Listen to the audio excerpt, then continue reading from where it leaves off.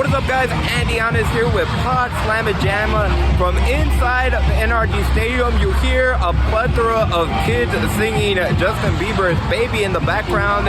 It's a really good mood and atmosphere here on Final Four Friday, the day before the National Championship semifinal matchups come to fruition. Of course, from the Pod Slamma Jamma perspective, a little bit of a bummer because, of course, the Houston Cougars are not participating here in the Final Four, but it's still a pretty cool event. The Final Four, I had the privilege and the honor really to be able to cover the Cougars when they did make the Final Four in 2021 back at Lucas Oil Stadium in Indianapolis.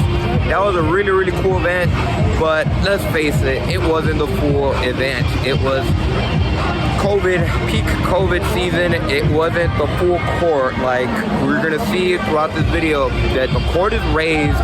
It's a full packed NRG Stadium. It's not going to be divided in half like Lucas Oil Stadium was back in 2021. And it's the Final Four. This is really incredible. It's an awesome opportunity. I hope if you have the opportunity to be able to check out any of the events, whether it be at Discovery Green in downtown or whether it be here at NRG Park, if it's any of the games over the weekend, I encourage you guys to come out because it is a really, really cool event, and hopefully I can take you a little bit of behind the scenes of just the many, many cool things that are happening here on the Final Four, and of course some really sneak peeks and tidbits from San Diego State, Florida Atlantic, UConn, and of course the dreaded Miami Hurricanes.